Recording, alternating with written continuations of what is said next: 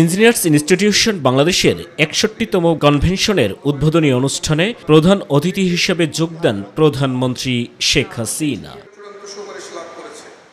অনুষ্ঠানে প্রকৌশলীদের প্রতিষ্ঠান আইইবির বিভিন্ন কার্যক্রমে অংশগ্রহণ ও অবদান রাখায় ২ জন প্রকৌশলীকে আইইবি স্বর্ণপদক প্রদান করা হয়। এছাড়াও আরও বেশ কিছু প্রতিষ্ঠান ও ব্যক্তিকে সনদ তুলে দেন প্রধানমন্ত্রী। প্রধানমন্ত্রী এ সময় মানুষের কাজে লাগবে ও দেশ লাভবান হবে এমন প্রকল্পের পরিকল্পনা নিতে প্রকৌশলীদের প্রতি আহ্বান জানান। আমরা যত পরিকল্পনা করি, দেশের উন্নয়ন করি, এখানে আমাদের প্রকৌশলীদের বিশাল ভূমিকা রয়েছে। যে পরিকল্পনা হোক, সেই পরিকল্পনা যেন ১ নম্বর হচ্ছে পরিবেশ বান্ধব হতে হবে এবং খরচের দিকটাও বিবেচনায় নিতে হবে।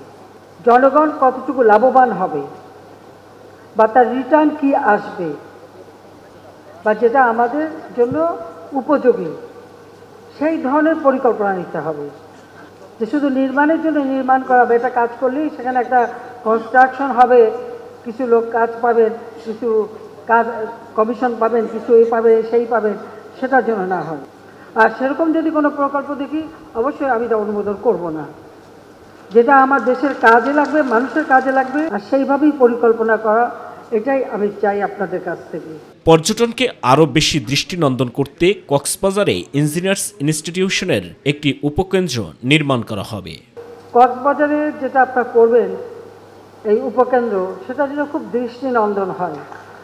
কারণ কক্সবাজারটা আপনারা জানেন, আমি সেখানে একটা রেল স্টেশন করিয়েছি, আমি সেখানে এখন এয়ারপোর্ট হচ্ছে আন্তর্জাতিক মানের এয়ারপোর্ট।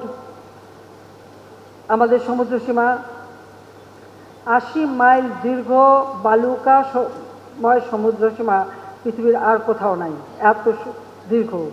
তাকেও আমরা যথেষ্টভাবে কাজে লাগাতে চাই।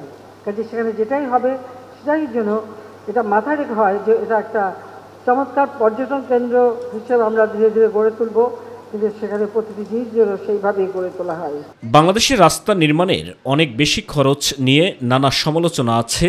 শেখ হাসিনা বলেন, সমালোচনাকারীদের দেশের মাটি সম্পর্কে কোনো ধারণা নেই। অনেকে প্রশ্ন তোলেন যে পৃথিবীর অনেক দেশে রাস্তা বানাতে এত খরচ, বাংলাদেশে এত বেশি খরচ হয় কেন, অন্য দেশে কম খরচ হয়? যারা প্রশ্নটা করেন, আমার মনে হয় তারা বাংলাদেশের মাটি সম্পর্কে কোনো ধারণাই নেই। কারণ আমাদের মাটি তো নরম মাটি, যেটাকে বলে দোআঁশ মাটি, জোবা মাটি।